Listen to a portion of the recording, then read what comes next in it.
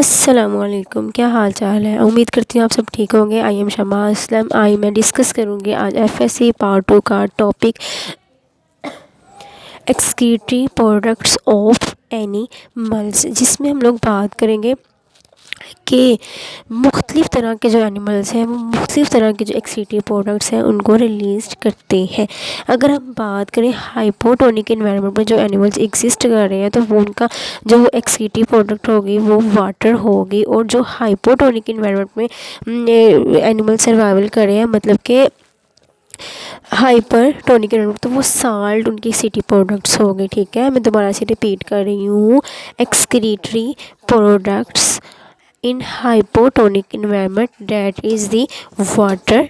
Clear है ये चीज़। वाटर क्यों, water due to its removal in hypotonic environment is an excretory product है इन दीज स्पेसिफिक कंडीशन, वो ख़ास कंडीशन जिसमें एक्सक्रीटरी प्रोडक्ट जो है वो रिलीज हो रही है। ठीक है, अब साल्ट क्या जी, साल्ट रिमूव्ड हो रहा है, salt removed by animals of hypertonic environment में। ठीक है, salt removed by animals of hypertonic environment. अगर हम लोग हाइपरटोनिक एनवायरनमेंट कंडीशन की बात करें तो हमने ये बात की थी कि हाइपरटोनिक कंडीशन में बाहर की तरफ जो है ना वो सल्यूट की मिकदार क्या है, ज़्यादा है। हाइपरटोनिक एनवायरनमेंट में बाहर की तरफ क्या है, सल्यूट की मिकदार क्या है, ज़्यादा है। ठीक है, जबकि इनसाइड ऑफ द सेल क्या है, सल्यूट की मिकदार क्या है, वो कम है। तो वाटर सेल के अंदर क्या है, ज़्यादा है। तो सेल मूव करेगा from the inside to the outside of the cell. इस तरह से क्या होगा, साल्ट क्या होगी, वो as a excretory hypertonic environment में साल्ट। अब हम बात करते हैं किसकी, नाइट्रोजनियस मेटाबोलाइट्स की, जिसमें मेनली जो हम लोग एक्सक्रीटरी प्रोडक्ट देखते हैं वो नाइट्रोजनियस की फॉर्म में हमें नज़र आती है।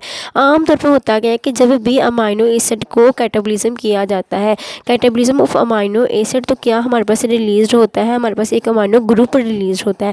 Catabolism of amino acid release amino group, या फिर अमाइनो ग्रुप रिलीज होता है, या फिर क्या होता है, अमाइनो ग्रुप ने ही किसी और मॉलिक्यूल की फॉर्म इख्तियार कर जानी है, किसके लिए, या तो वो रिमूवल हो जाए या फिर वो दोबारा से रीयूज़ हो जाए। ठीक है, अब अमाइनो ग्रुप जो कि रिलीज़ हुआ है, जो कि डीएमिनेशन है, ठीक है, उसने क्या करना है, उसे डिज़ोल्व हो जाना है, किसके साथ, पानी के साथ डिज़ोल्व हो जाना है, और क्या कर देना है, एक्सक्रीशन करनी है। ठीक है, dissolve with water and excrete, ताकि एक्सक्रीशन इस वजह से उसकी होनी है ताकि अवॉइड हो सके टॉक्सिसिटी, किसमें, प्लाज्मा में जो टॉक्सिसिटी है वो राइज ना हो सके। ठीक है, क्लियर है चीज़। अगर तो इन वेस्टेज का जो लेवल है वो इन्हेंस हो जाता है, वो बढ़ जाता है, तो क्या क्या होने का खदशा है, तो कन्वल्शन यानी कि बेहोशी होने का खदशा है, कोमा में जाने का खदशा है, यहाँ तक कि डेथ भी हो सकती है अगर तो एक्सक्रीटरी प्रोडक्ट का जो लेवल है हद से ज़्यादा हो जाए किसी भी लिविंग ऑर्गेनिजम्स में।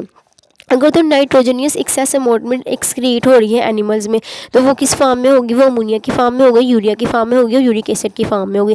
अमोनिया का जो सिंपल फार्मूला है वो है NH3। यूरिया की अगर फॉर्म में देखें तो दोनों तरफ NH2 का ग्रुप है, COO बॉन्डेड है, इसके COO डबल बॉन्ड के साथ बॉन्डेड किसके साथ है, कार्बन के साथ बॉन्डेड है। ठीक है, नेक्स्ट हम बात करते हैं यूरिक एसिड की। यूरिक एसिड यह है डबल रिंग स्ट्रक्चर हमें नज़र आता है। ठीक है, जिसमें हमारे पास कितने कार्बन है, 1 2 3 4 कार्बन हैं, और 4 ही हमारे पास अमाइनो ग्रुप हमें नज़र आएंगे, और 3 हमें ऑक्सीजन नज़र आएंगे जो कि किसके साथ लिंक्ड है, डबल बॉन्ड के साथ, कार्बन के साथ हमें लिंक नज़र आएंगे, oxygen. Uric acid, this is the formula of uric acid, this is the formula of ammonia urea, and this is the formula of ammonia. Clear है ये चीज़।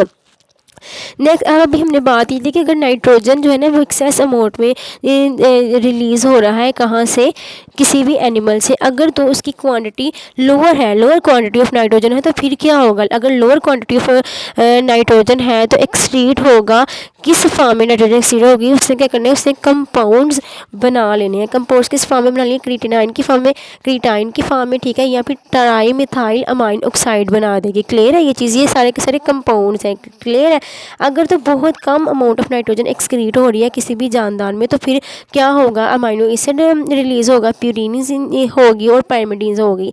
अब हम बात करते हैं कि प्यूरिन्स और पाइरिमिडीन्स के मेटाबॉलिज्म से क्या क्या हम लोगों को प्रोडक्ट्स हमें मिलती हैं।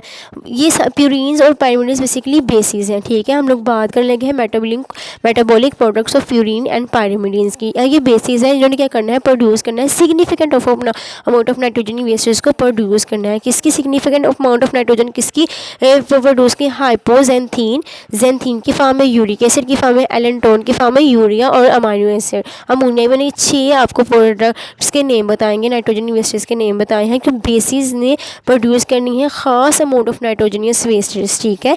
किस फॉर्म ऑफ, किसकी, हाइपोजेंथीन की, जेंथीन्स की, यूरिक एसिड की, और किसकी, एलेंटोन की, यूरिया और अमोनिया की। Thank you so very much all of you. आज हमने ये डिस्कस किया था कि एक्सीटिव प्रोडक्ट्स ऑफ एनिमल्स कौन कौन सी प्रोडक्ट्स हैं जो कि कोई भी बहुत जो कि जानदार जो है ना, मुख्तलिफ तरह के जानदार जो है ना वो रिलीज़ करते हैं। तो मुख्तलिफ कंडीशन से हम लोगों ने मुख्तलिफ प्रोडक्ट्स हम लोगों ने देखी। तो इंशाल्लाह मिलते हैं नेक्स्ट वीडियो में। Thank you so very much. अल्लाह हाफिज़। अगर वीडियो अच्छी की लगी तो लाइक कर दीजिएगा, सब्सक्राइब कीजिएगा हमारे चैनल को। Thank you so very much.